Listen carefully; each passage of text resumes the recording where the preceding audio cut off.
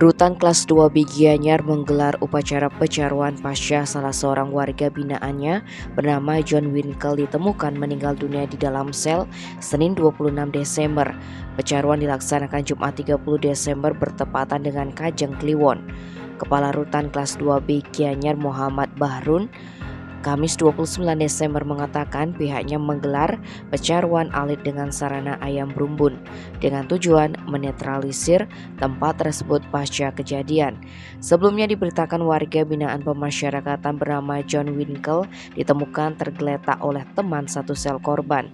Saksi terkejut melihat korban sudah tak bernyawa di kamar mandi. Berdasarkan hasil pemeriksaan diperkirakan korban sudah meninggal dunia 2 jam sebelum ditemukan.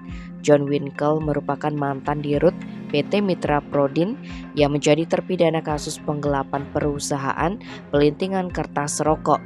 John Winkel asal Belanda dijatuhi hukuman 1 tahun 4 bulan dan pada Februari 2023 mendatang dijadwalkan bebas. Tim Bali Express melaporkan.